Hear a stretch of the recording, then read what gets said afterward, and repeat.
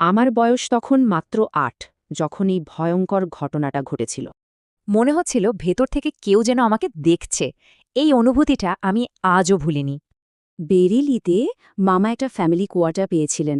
মামি আর আমার ৬ কাজিন সেখানেই থাকত। প্রথম মাসটা সবকিছুই একদম স্বাভাবিক ছিল, কিন্তু তারপর থেকেই আমাদের পরিবার সবকিছুর মধ্যেই একটা যুক্তি খুঁজে নিত। ওরা এই অদ্ভুত সংকেতগুলোকে পাত্তা দেয়নি, কিন্তু ঘটনাগুলো আরও ভয়ঙ্কর হয়ে উঠছিল। এক গ্রীষ্মের সন্ধ্যায় আমরা সবাই ছাদে ছিলাম। সুধাংশুদা আমার ২ বছরের বোনকে কোলে নিয়েছিল। হঠাৎ আমার আরেক ভাই অনন্ত দেখল সুধাংশুদাকে কেউ পেছন থেকে সজোরে ধাক্কা দিল। ও আটকাতে যেতেই ওর হাতে যেন কেউ ধারালো ছুরি দিয়ে গভীর করে কেটে দিল। অনন্ত বলেছিল, আমি পেছনে একটা ছায়ার মতো কিছু দেখেছি। আমরা সবাই ভয়ে নিচে চলে এলাম। আর ওই রাতেই বাড়িটা যেন তার আসল রূপ আমাদের দেখাল। পরদিন সকালে মামি মামাকে ফোন করে সব জানায়, কিন্তু মামা সবটা উড়িয়ে দিয়েছিলেন। মামা ছুটিতে বাড়ি আসতেই সেই অস্তিত্বটা তার সামনে আসে।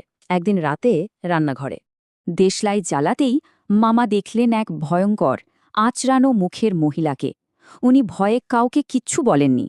ছুটি শেষে মামা ফিরে গেলেন, আর তার ১ সপ্তাহ পরেই সবথেকে খারাপ ঘটনাটা ঘটিল।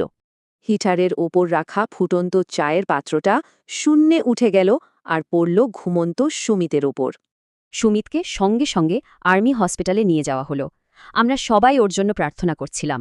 হাসপাতালে একজন অচেনা লোক মামিকে বলে, আপনার ছেলে আর মাত্র ৩ দিনের অতিথি।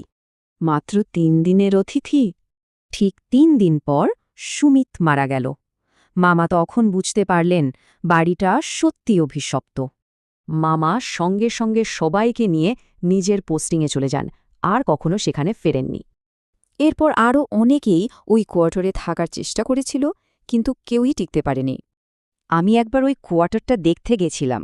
মনে হয়েছিল ভেতর থেকে এখনো কেউ দেখছে। ওই কোয়ার্টারে কার আত্মা ছিল, কেন ছিল, আমরা আর কখনো জানতে পারিনি। এরকম আরও ভয়ানক সত্যি ঘটনা জানতে সাসপেন্স বাংলা চ্যানেলটি সাবস্ক্রাইব করুন।